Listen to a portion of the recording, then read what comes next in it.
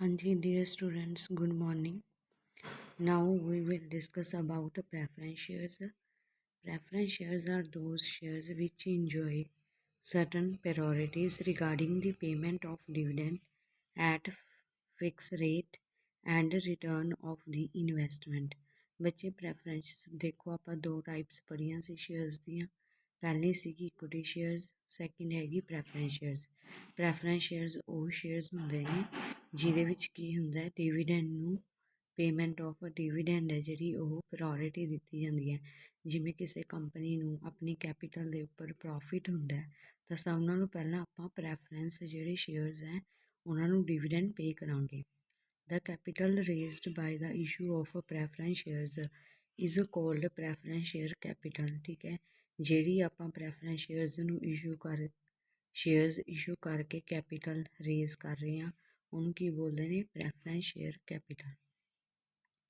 The preference shareholder enjoy two preferential rights our equity shareholders। ਦੇਖੋ preference shareholders ਕਿਹੜੇ ਦੋ rights ਜਿਹੜੇ ਹੈਗੇ ਨੇ ਪ੍ਰੈਫਰੈਂਸ ਸ਼ੇਅਰਸ ਵਾਲਿਆਂ ਨੂੰ ਮਿਲ ਸਕਦੇ ਨੇ as compare to equity shares. First ਹੈਗਾ right to receive fix rate of dividend before any dividend is paid to equity share holders. ਯਾਨੀ ਕਿ ਇਕੁਇਟੀ ਸ਼ੇਅਰ ਹੋਲਡਰਸ ਨੂੰ ਡਿਵੀਡੈਂਡ ਪੇ ਕਰਨ ਤੋਂ ਪਹਿਲਾਂ ਅਸੀਂ ਕਿਹਨੂੰ ਡਿਵੀਡੈਂਡ ਪੇ ਕਰਾਂਗੇ, ਪ੍ਰੈਫਰੈਂਸ ਸ਼ੇਅਰ ਹੋਲਡਰਸ ਨੂੰ।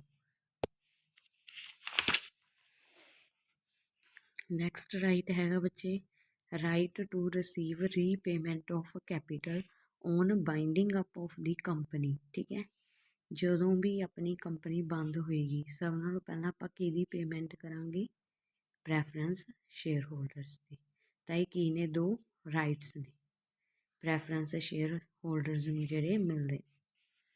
ਦੈਨ ਉਸ ਤੋਂ ਬਾਅਦ ਆਪਣੇ ਕੋਲ ਹੈਗਾ ਬੱਚੇ ਫੀਚਰਸ ਆਫ ਪ੍ਰੈਫਰੈਂਸ ਸ਼ੇਅਰਸ। ਇਹਦੇ ਵਿੱਚ ਫਸਟ ਹੈਗਾ ਫਿਕਸ ਰੇਟ ਆਫ ਡਿਵੀਡੈਂਡ।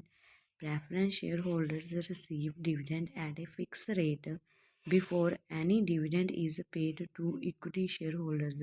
ਯਾਨੀ ਕਿ ਪ੍ਰੈਫਰੈਂਸ ਸ਼ੇਅਰ ਹੋਲਡਰਸ ਨੂੰ ਇਕੁਇਟੀ ਸ਼ੇਅਰ ਹੋਲਡਰਸ ਦੇ ਕੰਪੈਰੀਜ਼ਨ ਫਸਟ ਪ੍ਰੈਫਰੈਂਸ ਦਿੱਤੀ ਜਾਂਦੀ ਹੈ। ਫਸਟ ਆਫ ਆਲ ਪਹਿਲਾਂ ਪ੍ਰੈਫਰੈਂਸ ਸ਼ੇਅਰ ਹੋਲਡਰਸ ਨੂੰ ਡਿਵੀਡੈਂਡ ਪੇ ਕੀਤਾ ਜਾਂਦਾ ਫਿਕਸ ਰੇਟ 'ਤੇ।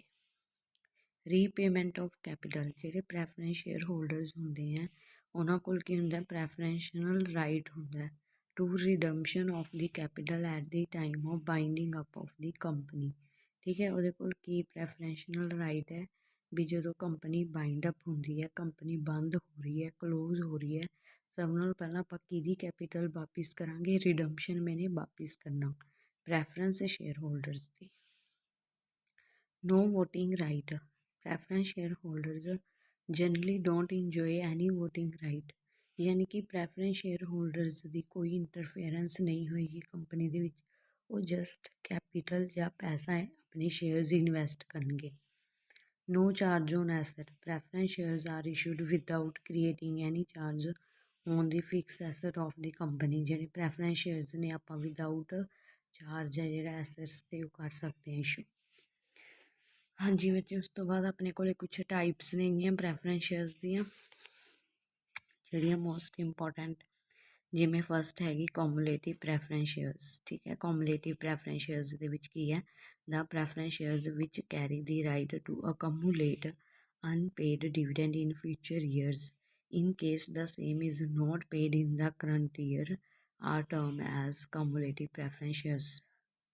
ਬੱਚੇ cumulative preference shares ਕਿਹੜੇ ਸ਼ੇਅਰਸ ਹੁੰਦੇ ਨੇ, ਜਿਵੇਂ ਕਿ ਸਪੋਜ਼ ਕਰੋ ਇਸ ਈਅਰ ਦੇ ਵਿੱਚ ਕੰਪਨੀ ਨੂੰ ਪ੍ਰੋਫਿਟ ਨਹੀਂ ਹੋਇਆ। ਠੀਕ ਹੈ, ਤਾਂ ਉਹ ਕੀ ਕਰੇਗਾ, ਜਦੋਂ ਨੈਕਸਟ ਈਅਰ ਕੰਪਨੀ ਨੂੰ ਪ੍ਰੋਫਿਟ ਹੋਏਗਾ ਤਾਂ ਉਹ ਦੋਨਾਂ ਦਾ ਡਿਵੀਡੈਂਡ ਇਕੱਠੀ ਪੇ ਕਰ ਦੇਗੀ। ਯਾਨੀ ਕਿ ਉਹ ਕੀ ਹੋ ਗਿਆ, ਕਮੂਲੇਟਿਵ, ਇਕੱਠਾ ਕਰ ਲੈਣਾ। ਨੋਨ ਕੋਮੂਲੇਟਿਵ ਪ੍ਰੈਫਰੈਂਸ ਸ਼ੇਅਰਸ ਦਾ ਪ੍ਰੈਫਰੈਂਸ ਸ਼ੇਅਰ ਔਨ ਵਿੱਚ dividend don't accumulate are term as non cumulative preference share. ਇਹ ਉਹ ਪ੍ਰੈਫਰੈਂਸ ਸ਼ੇਅਰਸ ਹੁੰਦੇ ਨੇ ਜਿਹਦੇ ਵਿੱਚ ਆਪਾਂ ਡਿਵੀਡੈਂਡ ਇਕੱਠਾ ਨਹੀਂ ਕਰ ਸਕਦੇ। If the company does not declare dividend for any year right of the dividend of such share holders in respect of that year will be lost। Non-cumulative preference shares are those shares in which dividend cannot be cumulative। ਜਿਹਦੇ ਵਿੱਚ ਆਪਾਂ dividend ਇਕੱਠਾ ਨਹੀਂ ਕਰ ਸਕਦੇ। ਜੇ by chance ਉਸ year ਦੇ ਵਿੱਚ ਕੰਪਨੀ ਨੂੰ ਪ੍ਰੋਫਿਟ ਨਹੀਂ ਹੋ ਰਿਹਾ ਤਾਂ ਉਹ ਕੀ ਹੈ, ਕੰਪਨੀ ਉਸ ਟਾਈਮ 'ਤੇ ਉਹਨੂੰ ਡਿਵੀਡੈਂਡ ਪੇ ਨਹੀਂ ਕਰੂਗੀ। Participating preference shares, the preference share in which shareholders are granted the right to participate in the surplus profits of the company after paying dividend on equity shares are termed as participating preference share। ਬੱਚੇ ਆਪਣੇ ਕੋਲ ਦੋ ਤਰੀਕੇ ਦੇ shares ਹੁੰਦੇ ਨੇ, ਇੱਕ ਹੋ ਗਿਆ ਪਾਰਟੀਸਪੇਟਿੰਗ, ਇੱਕ ਹੋ ਗਿਆ ਨੋਨ ਪਾਰਟੀਸਪੇਟਿੰਗ। ਪਾਰਟੀਸਪੇਟਿੰਗ ਉਹ ਹੁੰਦੇ ਨੇ ਜਿਹੜੇ ਕਿ ਪਾਰਟੀਸਪੇਟ ਕਰ ਸਕਦੇ ਨੇ। ਜਿਵੇਂ ਸਪੋਜ਼ ਕਰੋ ਸਭ ਨਾਲੋਂ ਪਹਿਲਾਂ ਕੰਪਨੀ ਨੂੰ ਡਿਵੀਡੈਂਡ ਹੋਇਆ, ਠੀਕ ਹੈ, ਉਹ ਕੰਪਨੀ ਨੇ ਡਿਵੀਡੈਂਡ ਦੇ ਵਿੱਚੋਂ ਪ੍ਰੈਫਰੈਂਸ ਸ਼ੇਅਰ ਹੋਲਡਰਸ ਨੂੰ ਪੇ ਕਰਤਾ, ਦੈਨ ਉਸ ਤੋਂ ਬਾਅਦ ਇਕੁਇਟੀ ਸ਼ੇਅਰ ਹੋਲਡਰਸ ਨੂੰ ਪੇ ਕਰਤਾ।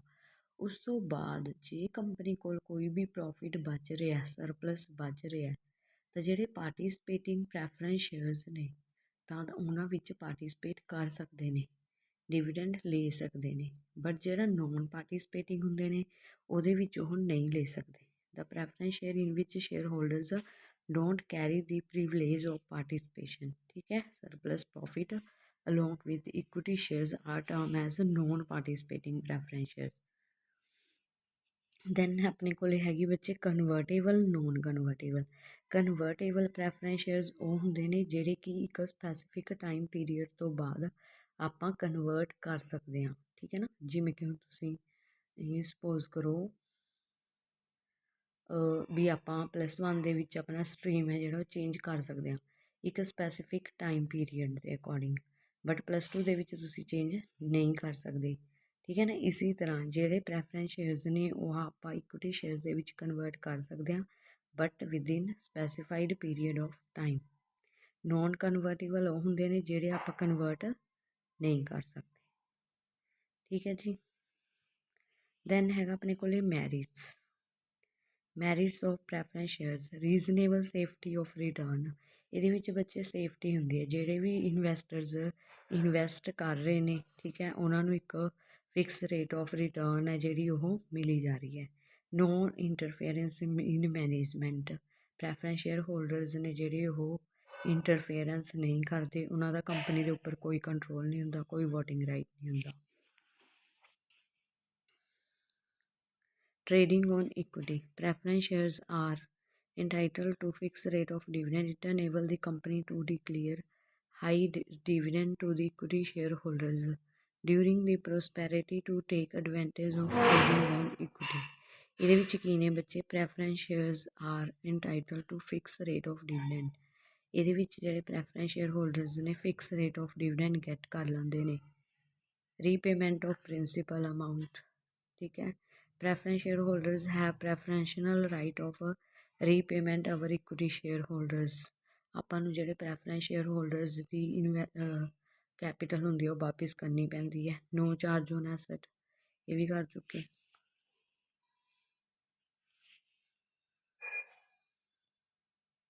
ਹਾਂਜੀ ਬੱਚੇ, ਨੈਕਸਟ ਹੈਗਾ ਆਪਣੇ ਕੋਲ limitations. Limitations of preference shares, limited appeal, dilute claim of equity shareholders, unreliable and lower return, no tax benefit।